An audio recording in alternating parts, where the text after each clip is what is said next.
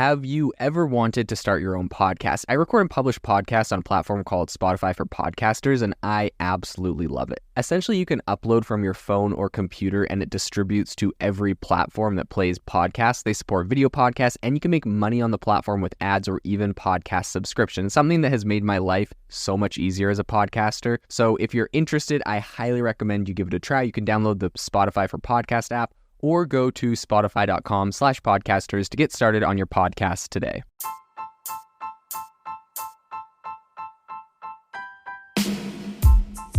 Welcome to the ChatGPT podcast. I'm your host, Jaden Schaefer. Each episode, we dive into the latest developments in the exciting field of artificial intelligence, exploring its applications and potential impacts on our daily lives. If you are looking for an innovative and creative community of people using ChatGPT, you need to join our ChatGPT creators community. I'll drop a link in the description to this podcast. We'd love to see you there, where we share tips and tricks of what is working in ChatGPT. It's a lot easier than a podcast, as you can see screenshots, you can share and comment on things that are currently working. So if this sounds interesting to you, check out the link in the comment. We'd love to have you in the community. OpenAI launched the official ChatGPT app on the Apple App Store. And while, that might not seem like an incredibly revolutionary thing to a lot of people, I mean, I, for one, have been using the ChatGPT app on my phone for the last couple months. I just have it logged in and I just use it in the web browser. But there are a lot of big changes, and I think a lot of really big implications of this. So today on the podcast, we're going to be diving into what exactly this means for the industry in AI, what I think is going to happen because of it, and why Apple is going to be one of the biggest winners in this situation. So the first thing I want to say is the fact that Apple makes about 30% on in-app purchases on all apps on their App Store. And while they recently did lose a lawsuit, or there was a judge that ruled that developers did have the ability to send a user to a web browser to make a purchase off the app, which is a really big thing in the whole industry. OpenAI is not doing this, maybe because it's a little bit more clunky, maybe because it just doesn't seem like it has as much trust. But for whatever reason, this is going to be a massive way that I believe Apple is going to make a lot of money. And if we just kind of think about the numbers for a second, if ChatGPT is going to go and add, let's say, 5 million new subscribers on iOS this year, that's going to equate to around $1.2 billion in annual revenue. And I don't think this number is too crazy, considering, we know that in the first couple months alone, they had 100 million users. That number is inevitably growing. Perhaps a lot of people like myself use this on their phone and think that having the iOS app would be incredibly handy, or maybe they go sign up, or they decide that they want to upgrade on the app. So I don't think 5 million users on iOS is unreasonable at all for a company like OpenAI and for a product like ChatGPT. So $1.2 billion, what does that equate to? Apple's 30% cut would be about $360 million a year. And that's renewed every year. And assuming it continues to grow, Apple's going to be making a ton of money off of this one single app. And I think it's interesting because Apple specifically has said that they're working on their own large language models. If you look at Apple's, if you look at their employment job hiring pages right now, they're plastered with generative AI posts. So this is a really big space, and Apple literally could be using OpenAI and ChatGPT to fund a direct competitor, similar to what they did with Spotify, taking 30% of Spotify's revenue and then launching Apple Music, which has been a massive hit to Spotify and a massive success for Apple. So I think Tim Cook recently said on their earnings call that the company is going to be weaving AI into all of its products, and that he said they'll be deliberate and thoughtful about how they do this.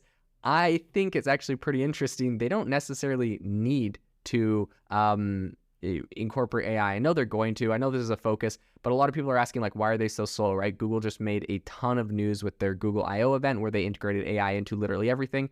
Why is Apple not so focused on this? Why are they being so thoughtful? I think a big part about it is they know with ChatGPT being an app and a lot of these different AI startups becoming apps on their platform, they're already benefiting from AI more than many know. In fact, they have a 30% tax on a massive chunk of the AI market right now. So to say that Apple is not capitalizing, I think is inaccurate. And I think that over the last little bit, Apple has made quite a lot of money from just this section as their iPhone sales have kind of slowed down. And so I think that in the most recent quarter, revenue from services, which is a big chunk of that is like subscription revenue from the App Store, that was over $20 billion. So I think they're going to continue to take in record profits just off of all of the different AI startups without actually having to do anything, which is just, because of their positioning in the market. And I think that's important to know. So talking about the ChatGPT app on iPhone and what that means.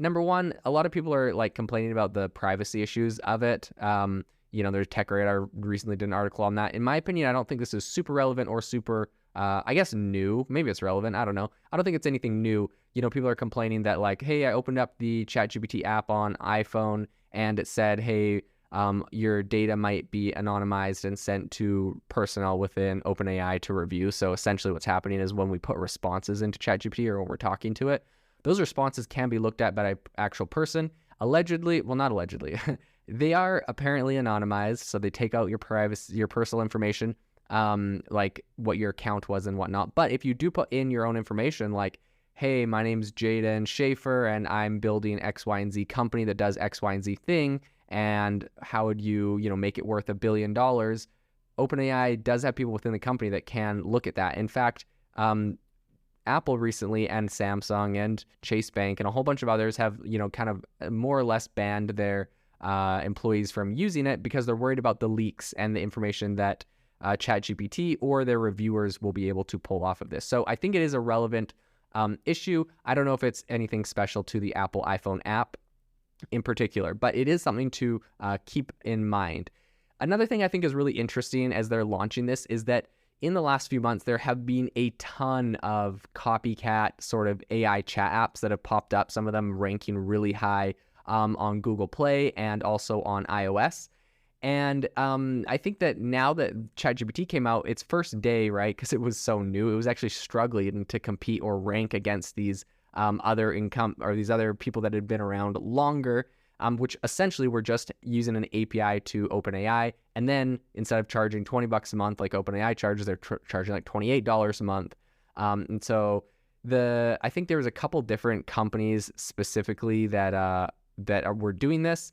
And they were reached out to for an article on Bloomberg. And essentially they said like, hey, are you just like blatantly copying ChatGPT and ripping it off? And they're like, no, we're incorporating a lot of our own features into these apps. And I think that is something that is interesting. I don't know how long that is going to be a viable business strategy though, because inevitably like ChatGPT has to start incorporating some basic features and functionality into their platform.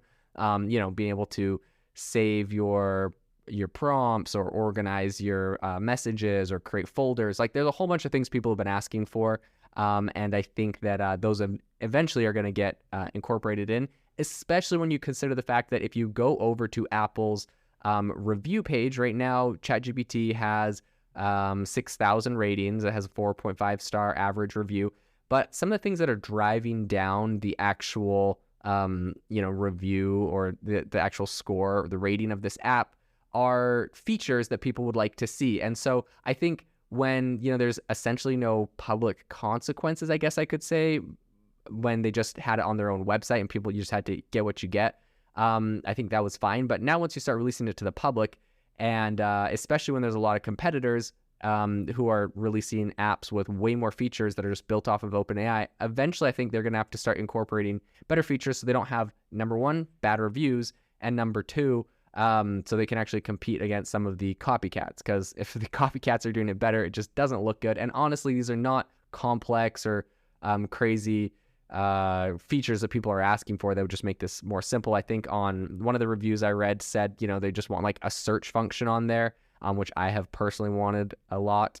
Other people have asked for more support for iOS shortcuts, saying that would make it a lot more useful. So I think that there's a lot of things they can do right now, specifically to make it a better iOS app, but also just overall a better app or experience. They've kind of shied away from adding too many features. I don't know if they're like worried about cannibalizing or killing off too many startups that are doing those kind of like small integrations. I kind of doubt it, those features. But one thing I will say that is kind of cool that iOS now does is that they have support for voice input. So essentially, you're going to be able to talk to it. Now, the reason I think this is important is I think this is going to take a big chunk out of Siri, a big chunk out of Google's voice assistant, and also Amazon Alexa. If you're able to kind of just pull up your phone and maybe you have a shortcut, or maybe you have, the ChatGPT app right there on your home screen, you pull it up, tap it, and then you start talking to it, asking it for advice on something. In my opinion, I actually prefer I prefer the responses way more out of ChatGPT than out of Siri or Google or Alexa. So I think that this is going to be a no-brainer that may actually kill those tools that are so popular on Apple and Google and Amazon. And that being said, I think that, of course, those tools, you can say, hey, Siri, like ask blah, blah, blah, blah, and give it your question. And it's like, that's pretty seamless versus having to open your phone and click on an app, click on the microphone button and then start talking. But at the same time, just because the responses are so much better, I think we'll see a lot of people doing that. I would love to see a graph of usage of voice assistants over time as ChatGPT starts to take over and is added as a app on people's phones. I would love to see like the usage of Siri. I believe it would go down. But it'll be interesting to see how this goes and what the response is, because inevitably we know that Amazon is working on an LLM, Apple is now working on an LLM, Microsoft has theirs. And so I think we're seeing a lot of the big players start to are working on these tools. Google obviously has Google Bard, which will inevitably be integrated into their Google Home Minis and all that kind of on all of those voice assistant tools. And so I think that this space is going to be highly competitive. There's no way in my mind that Amazon isn't forced to come out with a really strong competitor to this, to ChatGPT, because otherwise Alexa will die. And it's the same with Siri. And obviously we've seen Google has felt quite threatened, and so they've come out with their competitor as well. So this is going to be a big area. There's a lot of big tech companies playing in here.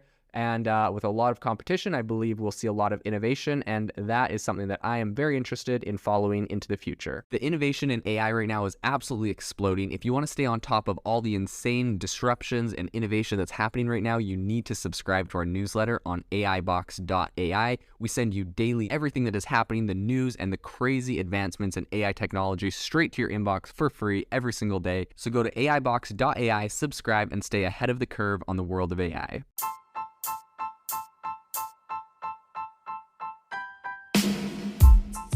You've been listening to the ChatGPT podcast. Make sure to rate us wherever you listen to your podcasts and have a fantastic week.